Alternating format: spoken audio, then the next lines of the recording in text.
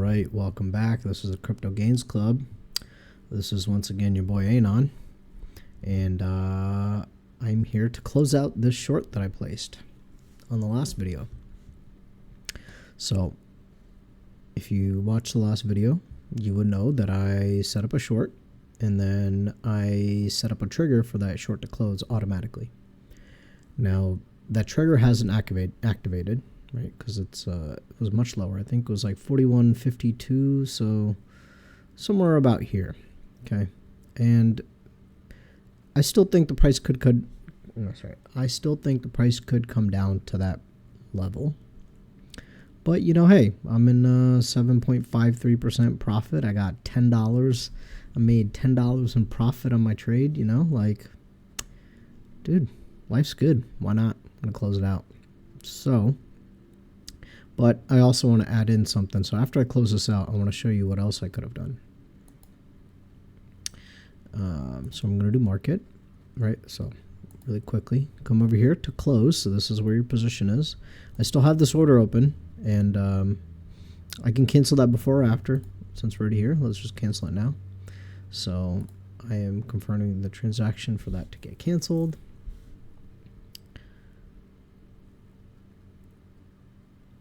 Now, I haven't tested this out, but my intuition tells me if I closed out a position, but I didn't cancel an order, and then I created another position of the same short or long or whatever it may be, right? The same parameters of this order, then I still think this order would execute on the new position. So you do have to be careful of that so that you're not... Did that go through yet or what? Speed up. You're going to have to be careful of that you make sure if you have an order open that you leave it open on purpose, or you make sure you close it so that it doesn't screw you over later. Oh, now it goes through, and I just lost like 50 cents. It's okay. All right, so we're going to close this out. We're going to hit the max, okay? It says how much I'm going to receive, 159, and my initial bet was collateral that I put up was 150, so $9.66. Woo-hoo. Yeah, man, good, great. Okay, so close this out.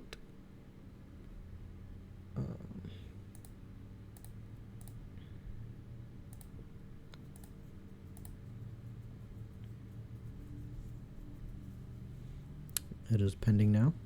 We are closing this out, and it has been closed. Okay, great. I can wait, what? Yeah.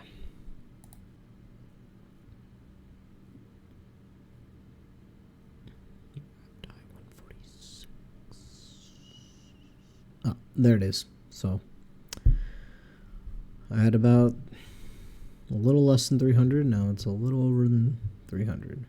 There you go. Okay. That's not quite much fame. So another thing I could have done, instead, last night I started the trade somewhere like here. Okay. The other thing I could have done is if I thought the price was going to go up to this point and then drop down, right? Like if I had that intuition, that foresight that I believed the price was going to pump up to this level and then drop back down, what I could have done is I could have set up a limit. So I could have said, you know, this is obviously in retrospect, but let's say, does that tell me? No, it doesn't tell me the high. Okay, so let's say right about there. So if I thought it was going to be 404381, right, I could have come over here and done the same 150. Could have said oops, 0.0000. I already forgot. Not paying attention. 43. Let's do 43.81. 43.81. So I could have set it up so that this would start as a limit, that when the price got up to that point. Now we see that there was a wick there. The price did have to maintain, being there for some period of time to be, to be a relevant price. But it seems like since it recorded on that it's showing the price on this graph, which has a time-weighted average, a TWAP, built into it, that it would have executed if it got to that point. So I would approve this and then approve the limit, right? And then when it gets to that point, then this limit order would activate, and then the short would be in place right at the very top. Okay. Now, this is just a hypothetical scenario. The likelihood of me getting that exactly right is very low. I'm just using this as an example. That if last night when I started the short here and then I just took profit here, I could have set a limit order at this price up here without it ever actually getting there. And then when the price actually got there, or let me say that in a different way. When I set the price last night, it was like down here. So I had no way of knowing that the price would actually pump. But if I had that foresight and I thought it was going to do that for whatever reason, maybe I'm some TA quant genius, or maybe I'm just a degen. Who knows? Maybe both. Then I could have been like, okay, if I get to this point, I want this limit order to activate, and it would create a short position. And then when I came back today, if I had activated up there and I looked down here, I probably would be I can't tell you how much that would have been, but that would have been a nice P&L for me, right? That would be a nice bit of profit for me. So yeah, I mean, maybe I'll do that in the future. I don't know. What do I think is going to happen right now? Let's see. Could I? Well, we already kind of hit that.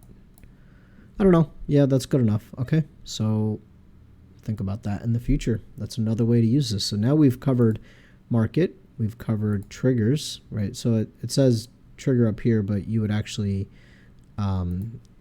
we did cover a trigger. It's part of the close. So once you place a market order, right, that's what this says.